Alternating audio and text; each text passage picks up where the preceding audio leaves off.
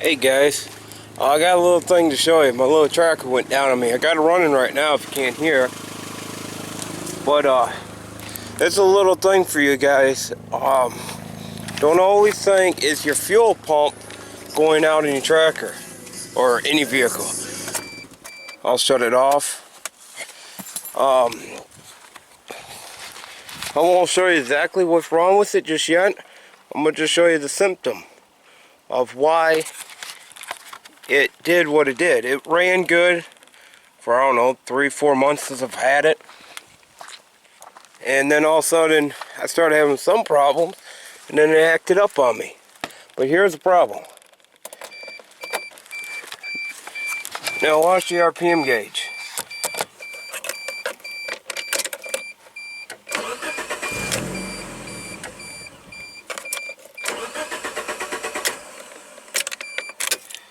You having that problem? If so, check your spark. A lot of your older cars had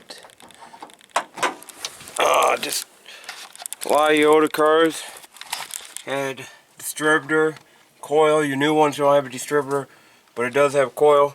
Check your spark, make sure you got it there. If you got it there, then come back to the nightmare of the tracker. On my tracker, the harness for the fuel pump is right in here. This is a connector for the fuel pump. Okay, I was like, what wire do I need to go? Okay, we went down. Here's the fuel pump connector. We jumped these two leads, black to ground, red to hot, and the pump turned on. Okay, I had to take the whole bumper off to get to the harness. I don't know how well the camera can see it, but in there, the terminal's shot. The way I found out this terminal was shot is I had a set of jumper leads here and a test light. And what I did is took this red wire here, this 14 gauge wire, shoved power into here, and then traced it all the way up to here into this harness. And I wasn't getting no power at all. So I went to the fuse panel, which on these trackers you can see the cover's down. Fuse panel sits up button there. I took the test lead, checked all the fuses, getting power. I went to the back, and on this be the pink with the black stripe. I back probed it with that test light right there. Probed it in there, and I had it where I could see it when I turned on the ignition. Had power. And then when I cranked, still had power. Well, that's when I figured out what was going on. So I took this 14 gauge wire like you just seen the tracker running, jumped it into that pin, jumped it over to here, and she ran. So now here's the connector issue. So I went to the other tracker, ripped off this, so I can put on there because the connector for this was shot. And right here, it's connected. The red wire was still attached, but the black wire fell out, so we tried to put it back together, still wasn't going to fire. So how I'm going to fix that problem for right now until summer is you got a local tractor supply or auto parts store or wherever you want to go. Got me some heat shrink tubing and some connectors. And these are the 12 to 10 gauge wiring connectors. It's got the male and female connector I need. We want to splice that back together and fix the harness. So, if you ever think the fuel pump's bad, make sure you grab evidence before you assume that fuel pump's bad. Fuel pump for a Geo tracker was $171, and my dad thought it was a brain, which the brains for that tracker is $400 and some. And it was neither the problem, just a wire connector. So I'm gonna let you guys go. It's getting kind of cold out here. Been out here for quite a while to figure out the tracker. So I'll catch you guys later. See ya. I'll do an update when the when I get the harness fixed. Alright, bye. Okay guys, we're back. Got the connector done.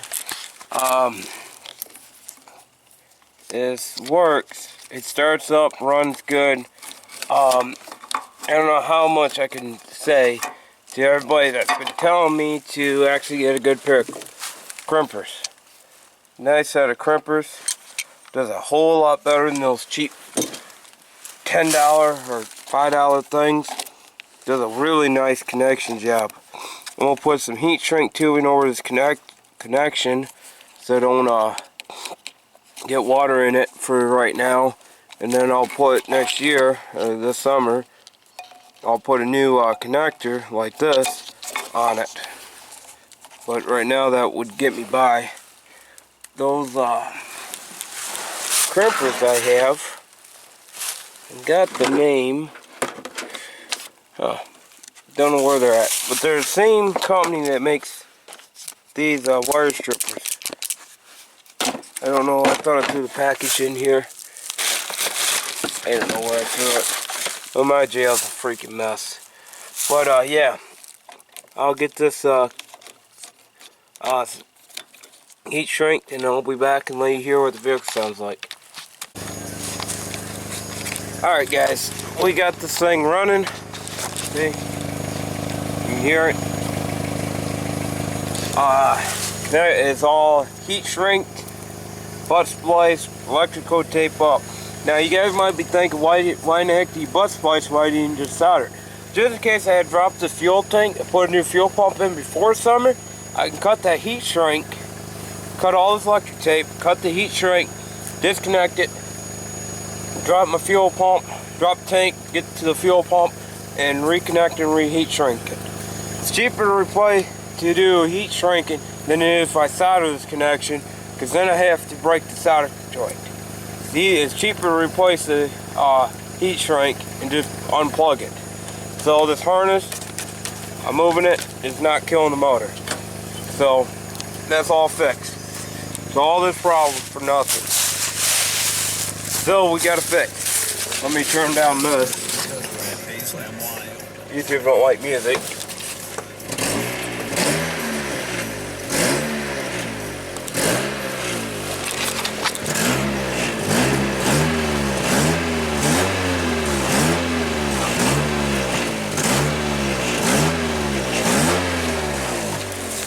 So here you go guys. We're fixed, we're running. Now it's time to put all this crap back together. And don't ask what happened to this. Just put it this way, it didn't last. So, here you go. That's how you fix a wannabe fuel pump ECM problem. So all it was a connector. So check your connector before you jump to the fuel pump. Just a word of advice. Always check your fuel connector. So, see you guys later. I gotta go in. I'm freezing. It's freaking cold.